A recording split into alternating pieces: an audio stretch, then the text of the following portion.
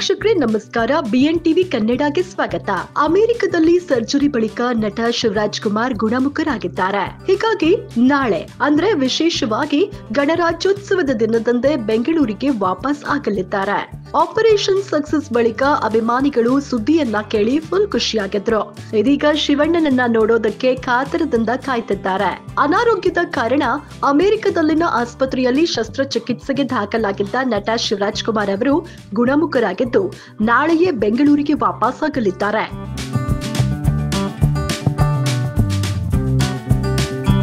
ಹೌದು, ಸ್ಯಾಂಡಲ್ವುಡ್ ನ ನಟ ಶಿವರಾಜ್ ಕುಮಾರ್ ಅವರು ಅನಾರೋಗ್ಯದ ಕಾರಣ ಅಮೆರಿಕದ ಫ್ಲೋರಿಡಾದಲ್ಲಿರುವಂತಹ ಮಿಯಾಮಿ ಕ್ಯಾನ್ಸರ್ ಇನ್ಸ್ಟಿಟ್ಯೂಟ್ಗೆ ಶಸ್ತ್ರಚಿಕಿತ್ಸೆಗಾಗಿ ದಾಖಲಾಗಿದ್ರು.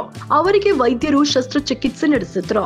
ಇದೀಗ ಸರ್ಜರಿಯ ಬಳಿಕ ಗುಣಮುಖರಾಗಿದ್ದು ನಾಳೆಯೇ ಬೆಂಗಳೂರಿಗೆ ವಾಪಸ್ ಆಗಲಿದ್ದಾರೆ. ಹೀಗಾಗಿ ಅವರ ಅಭಿಮಾನಿಗಳ ಪೂಜಾ ಫಲ ಫಲಿಸಿದೆ.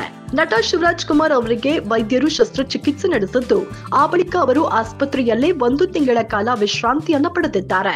ನಟ ಶಿವರಾಜ್ ಕುಮಾರ್ ಅವರು ಶಸ್ತ್ರಚಿಕಿತ್ಸೆ ಪಡೆದು ಗುಣಮುಖರಾಗಿ ಬರಲಿ ಅಂತ ದೂರವಾಣಿ ಕರೆ ಮಾಡಿ ಸಿಎಂ ಸಿದ್ದರಾಮಯ್ಯ ಅವರು ಶುಭ ಹಾರೈಸಿದ್ರು. ಶಿವಣ್ಣನ ಅಭಿಮಾನಿಗಳು ಕೂಡ ದೇವಸ್ಥಾನದಲ್ಲಿ ಪೂಜೆ ಪುನಸ್ಕಾರಗಳನ್ನ ಮಾಡಿದ್ರು. ಬೇಗ ಗುಣಮುಖರಾಗಿ ಬರಲಿ ಅಂತ ಬೇಡಿಕೊಂಡಿದ್ರು. ಹೀಗಾಗಿ ನಾಳೆಯ ಶಿವಣ್ಣನ ಆಗಮನಕ್ಕೆ ಇಡೀ ಚಿತ್ರರಂಗವೇ ಎದುರು ನೋಡ್ತಿದೆ. ನೋಡ್ತಾ ಇರಿ ಬಿಎನ್ ಟಿವಿ ಕನ್ನಡ, ಇದು ನಿಮ್ಮ ಧ್ವನಿ. ಲೈಕ್ ಮಾಡಿ, ಶೇರ್ ಮಾಡಿ, ಸಬ್ಸ್ಕ್ರೈಬ್ ಮಾಡಿ.